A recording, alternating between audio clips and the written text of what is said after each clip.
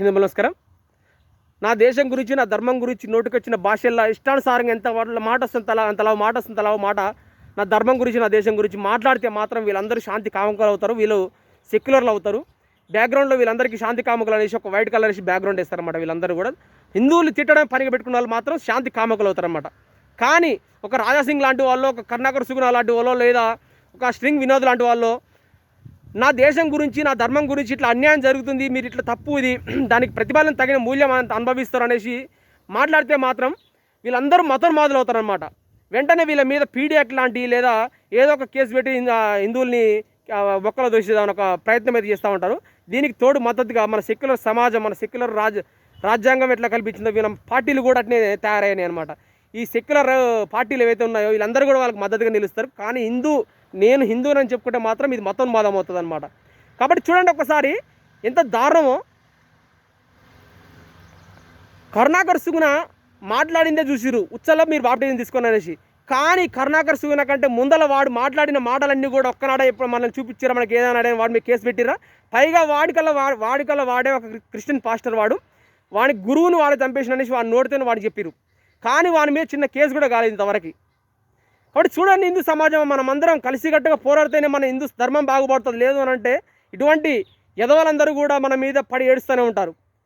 చూడండి, ఇప్పుడు వాడు ఉన్నాడో లేడో, ఇప్పుడు నేను చెప్పేటోడు పిడి సుందర్రాజ్ అని వీడు కర్రలు, పుల్లలు, చక్రాలు పెట్టుకొనేసి దాని యొక్క 3 సున్నం వేసినట్టు 3 పెయింట్లు వేసి దీన్ని మీరు దేశ జెండా అనేసి, త్రివర్ణ పతాకం అనేసి మీరు సెల్యూట్ చేస్తున్నారు, నేను చేయను అనేసి మాట్లాడినటువంటి పిడి సుందర్రాజు లాంటి వాళ్ళ మీద ఇంతవరకు కూడా చిన్న కేసు కూడా పడలేదు.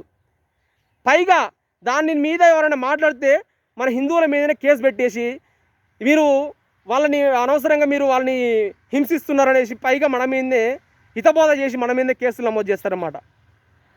చూడండి, మన ధర్మం గురించి నీచంగా మాట్లాడినటువంటి కంచె ఐలయ్య లాంటి వాళ్ళు, లేదా బైరి నరేష్ లాంటి వాళ్ళు, రేజర్ల రాజేష్ లాంటి వాళ్ళు, వీళ్ళందరినీ కూడా పక్కన పెట్టేసి హిందూ ధర్మం గురించి మేము పోరాడితే వీళ్ళు ఇట్లా అన్యాయం చేస్తున్నారు, వీళ్ళు ఇట్లా నిజంగా మాట్లాడుతున్నారు, మా దేవీ దేవతలు అన్యాయంగా మాట్లాడుతున్నారు అనేసి మాట్లాడితే పైపెచ్చు మీరు మతోన్మాదులు, మీరు అనవసరంగా మీరు వాళ్ళని ఇది చేస్తున్నారు అనేసి మీద కేసులు పెడతా ఉంటారు.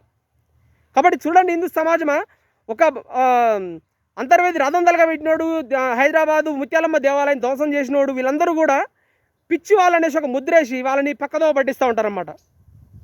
అదే పిచ్చి వాళ్ళు హిందూ ధర్మంలో లేరా? మరి హిందువులు ఎందుకని మీ మీద దాడులు చేయట్లేరు? ఈ ఒక్క కారణంతోటైనా కానీ హిందువులలో పిచ్చోళ్ళు కనుక తయారైతే మాత్రం మిమ్మల్ని కాపాడేది ఆ దేవుని వల్ల కూడా కాదు. కాబట్టి హిందువులారా, మనం ఎవరిని అన్యాయంగా కొట్టనవసరం లేదు, తిట్టనవసరం లేదు. కానీ మన ధర్మం జోలికి వస్తే మాత్రం ఊరుకునే సమస్య లేదు. దీని మీద ఖచ్చితంగా మనం అందరం కూడా కలిసికట్టుగా పోరాడాలి ప్రయత్నం అయితే ఉంది. లేదు అనంటే మన మీద ఎన్నో దాడులు జరుగుతాయి. కాబట్టి హిందూ సమాజం కలిసికట్టుగా పోరాడతారనేసి నా చిన్న ప్రయత్నం. జై హింద్.